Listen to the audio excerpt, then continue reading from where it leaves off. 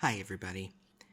My stated goal with this podcast is to be completely honest with whatever topic, whatever road you and I go down. That means sometimes we'll either go into sensitive topics, or my stories may contain details that could disturb viewers with certain sensitivities. I promise I won't be over the top or sensational when these topics come up, but I figure you may appreciate a warning signal. So when an episode warrants it, you will hear this sound right as the episode begins.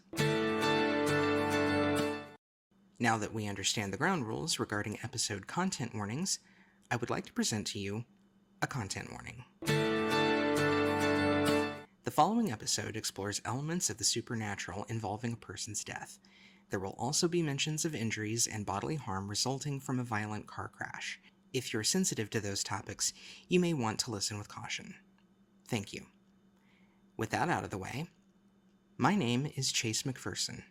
I was nearly killed a week before graduating high school.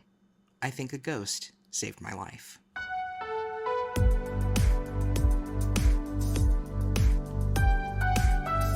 This is What Do You Want From Me, the podcast all about me, but directed by you.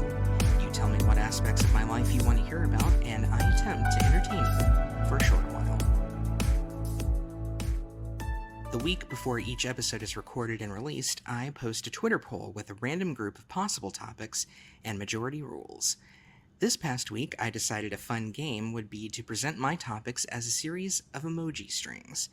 The winning combination was a car, the starburst or crash emoji, followed by a sad face, a wilted rose, a calendar, a frightened face, another car, another crash emoji, and a person with crossed arms. This is Episode 5, A Close Encounter with Death.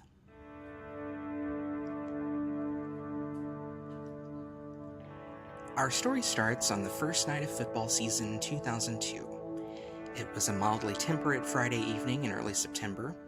Usually that's a contradiction in terms in Texas, so the marching band's gear for the first game of the season was just t-shirts and shorts, while the real uniforms were out getting their annual cleaning. The season opener was an away game, so everyone was riding on a high after a school bus trip to a rival school most of us had not been to before. The game had only been in progress for about 20 minutes or so.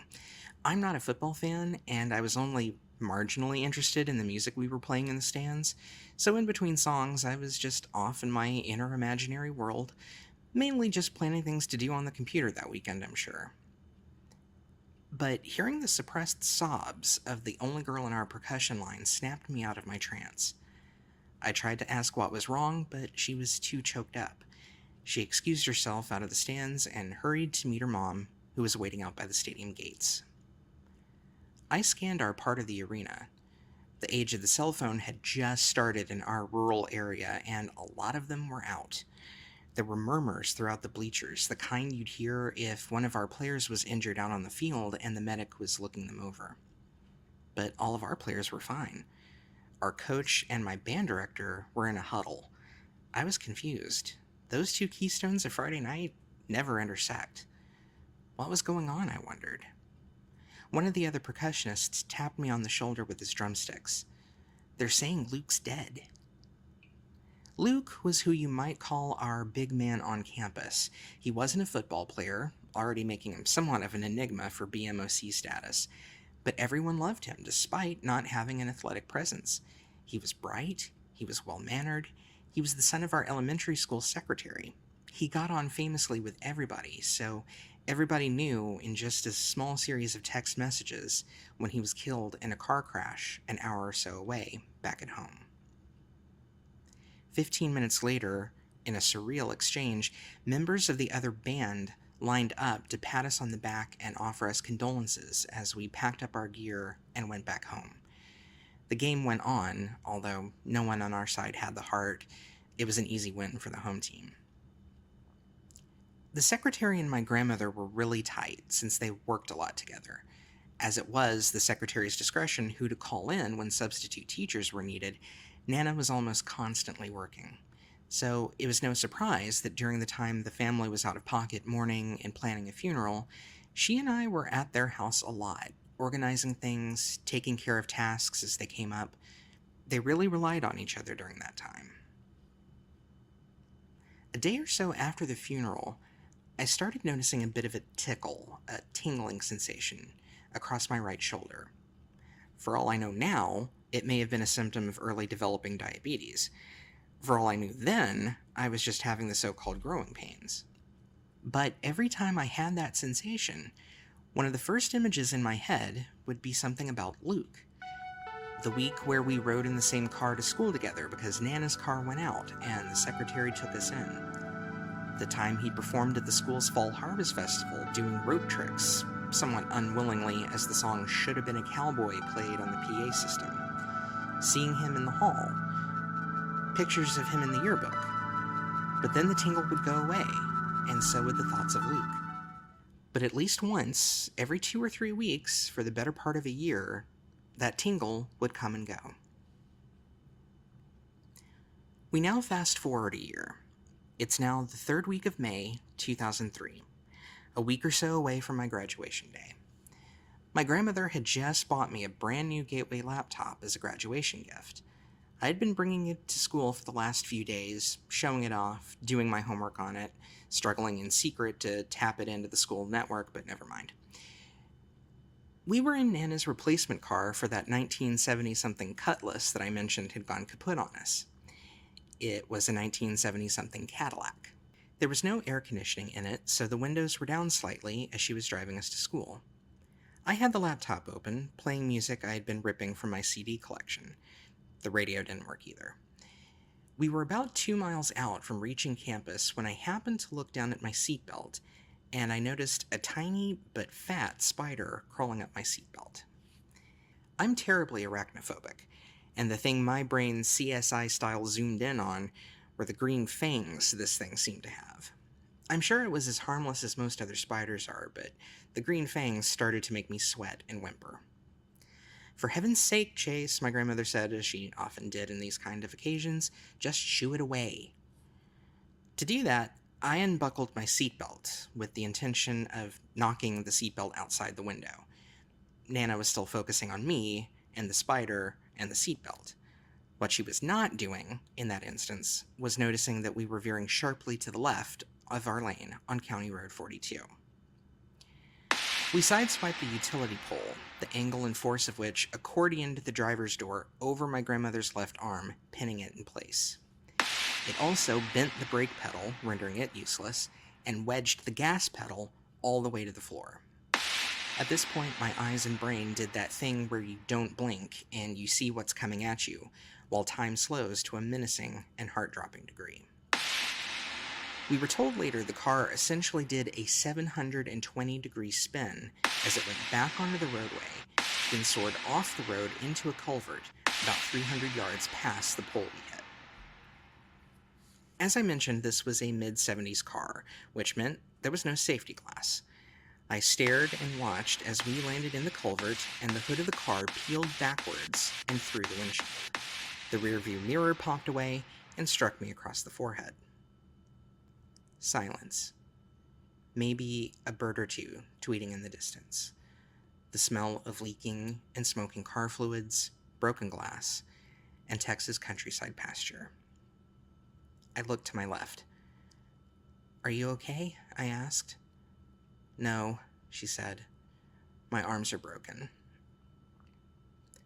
I could see the bone protruding through the skin of her right arm, but at the time I had to ignore it. We were on a county road, and there was nobody else at that hour. I had to get out of the car to find help, but my door was wedged in the culvert with no hope of being opened. My window was down just enough for me to get out, but I could see that we had driven through a barbed wire fence. Barbed wire is annoyingly flexible, and it was pulled pretty taut across the area I had to climb out. But I managed to do it. I crawled out through the partially rolled down passenger window, avoiding the barbed wire, and I hobbled down to the nearest house. The nearest 2 houses, actually, but no one was home as I knocked and screamed at the doors. I was heading back to the car when Luis, one of my classmates, happened to approach with his pickup. He had been one of those early cell phone adopters, and he pulled off to try and aid my grandmother while I dialed 911 on his phone. Melissa, one of my inner circle of friends, then pulled up. I asked her to notify school what had happened since Nana was supposed to have worked that day. I tried calling my mom, but there was no answer. As the medical helicopter landed in the pasture we had sailed into just minutes before, I gave Luis my mom's address and asked him to go track her down. I updated Nana on what was going on through her side of the car. She couldn't see me at this point. Her face was already more bruised, bloodied, and swollen than I ever want to remember. I looked down at my seat. The laptop, which had been open on my lap when the spider incident started, was now closed. It was also folded in half, like a hot dog bun.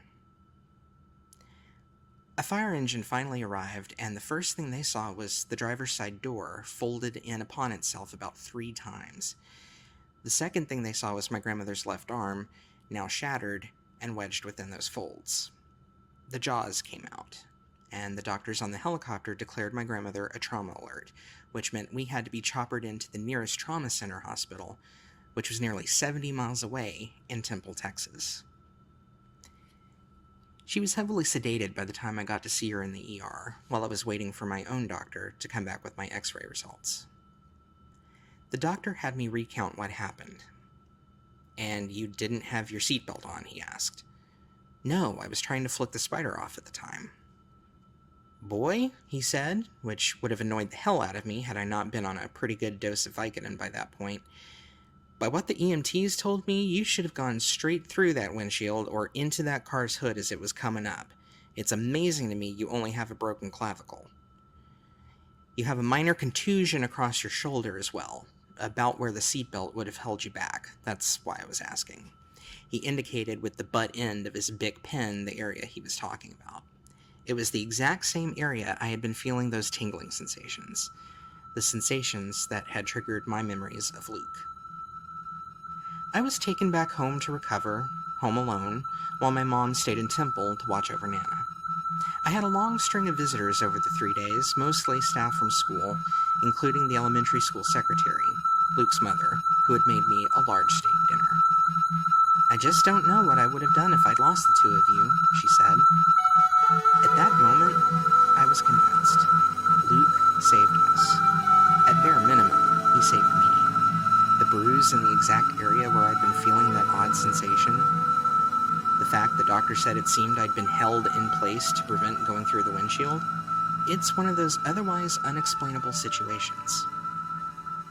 When he was asked if he believed in aliens shortly after the premiere of Close Encounters, Steven Spielberg said he considered himself, quote, "a want-to-believer. I want to have an experience like that," he said, "so I can then go on and say I believe in aliens and I'll tell you why." Well, I believe in ghosts and spirits and apparitions. Those moments on County Route 42 are the reason why.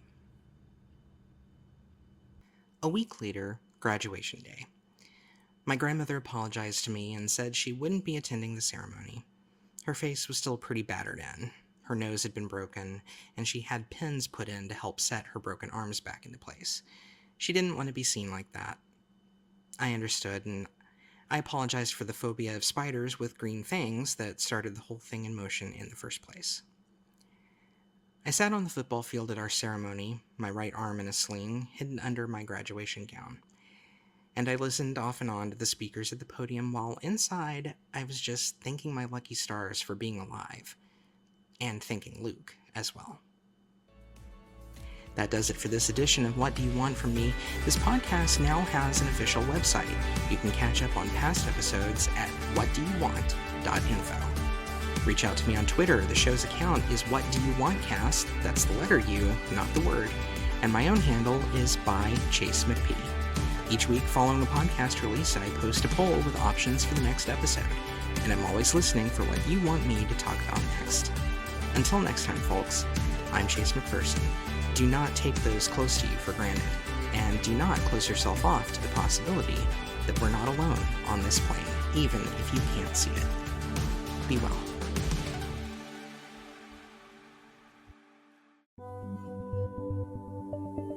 A production of D20NN Studios.